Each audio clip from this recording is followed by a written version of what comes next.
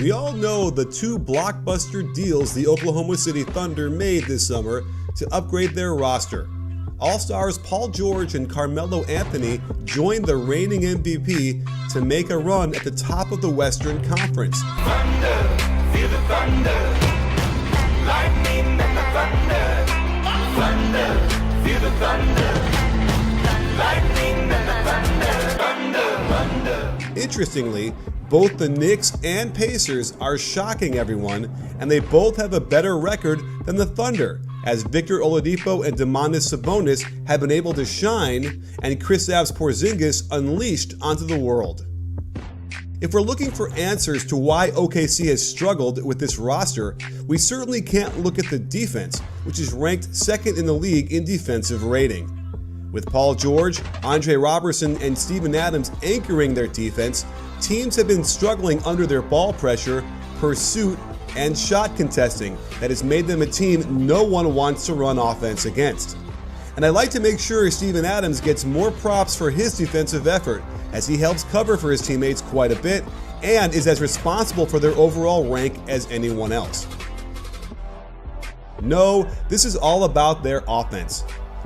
Last year, Russ won the MVP award averaging a triple-double, and the narrative was that he needed to do so much because his team had so few weapons. Well, this year, that is not the case. However, one of his main weapons hasn't adjusted to the inevitable decline of playing in the NBA for 15 years. The way the offense is run, Melo is still trying to isolate the same amount of time he did with the Knicks, and he's been struggling mightily. He doesn't elevate well, meaning any type of drive to the basket is easily contested into misses. And he insists on taking long twos after completely stopping any type of ball movement, which is rare anyway. You can see how bad the spacing and slow the movement is once Melo gets it, probably because his teammates assume correctly that he's just going to shoot it anyway. Even when they give him the respect to attack out top to end a quarter, he can't even beat a bigger player like LaMarcus Aldridge, and he's left to hoist up an out-of-rhythm 18-footer that isn't even close to going in. When he can beat the big off of the mismatch, it's easy for the other bigs to rotate over and contest, especially when you notice his teammates walking around on the perimeter, enabling even more help. He also refuses to make contact on most of his ball screens, which doesn't open up opportunities for his teammates like Russ here. And you can just see the energy sag out of the team as soon as he gets it at the elbow, as he tries to be 28-year-old Melo when he's in fact 33. The Melo isolation has almost become a demoralizer, as nobody moves once he gets the ball. Look how there are literally 5 Spurs in the paint on this shot. And if you were hoping for Olympic Melo, the one that gets easy spot-up shots when his talented teammates create opportunities for him, he simply hasn't existed this year.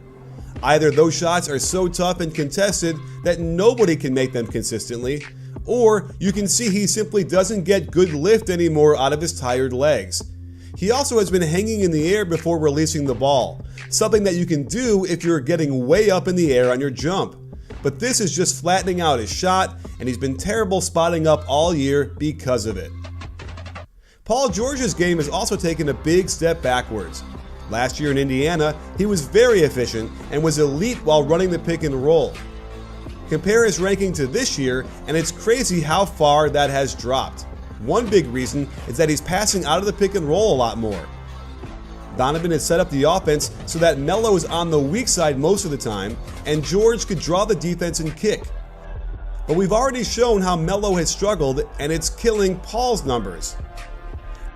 They run basically the same play for him, zipper fist, and it's so slow in developing, and 2 players don't even move at all, that the defense has been able to contain and defend the shots with little problem.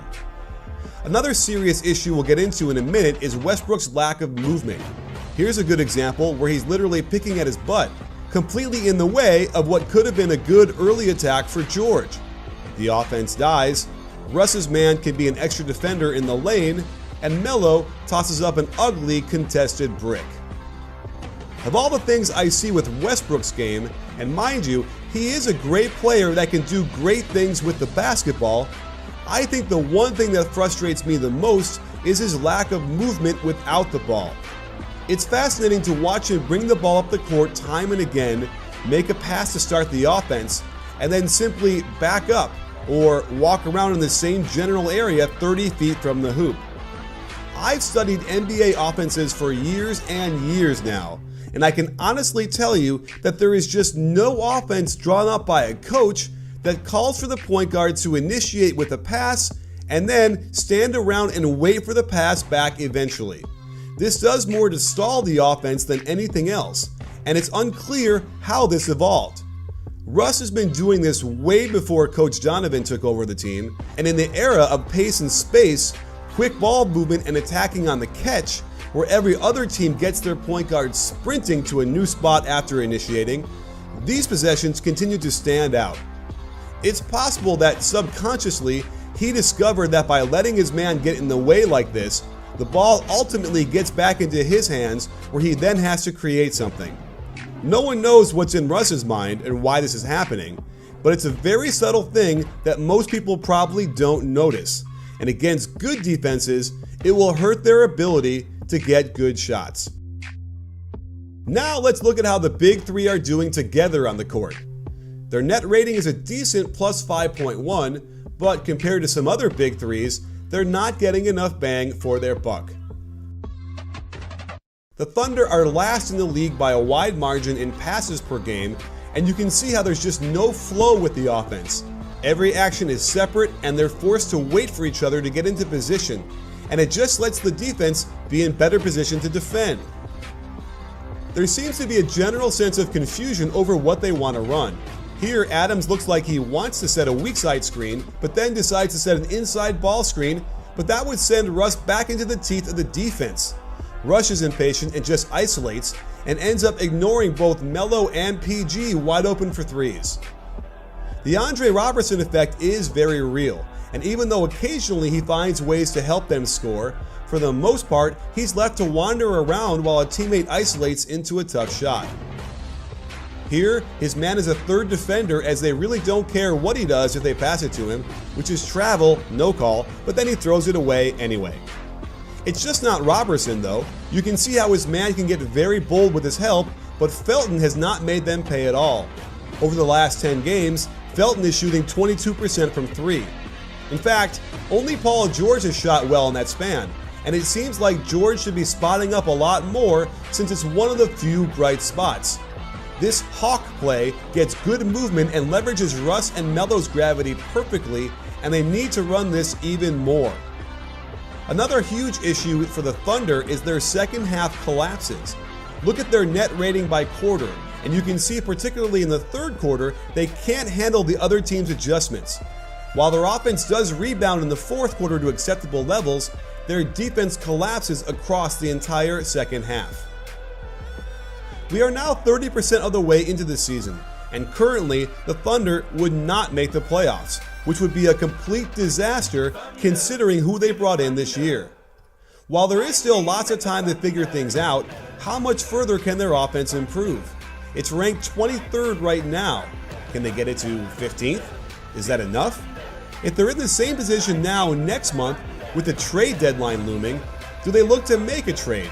Clearly, without a deep playoff run, they're not convincing Paul George to stay, and then they'd be left with the corpse of Melo and a fuming Russell Westbrook, who has seen a lot of teammates over the years run away from OKC with a bit of desperation. If they hit a nice patch with their schedule, perhaps they can reel off 10 in a row and be right back in the middle of the Western Conference pack. But until they figure out their offensive issues, there are very few games on their schedule that are easy wins.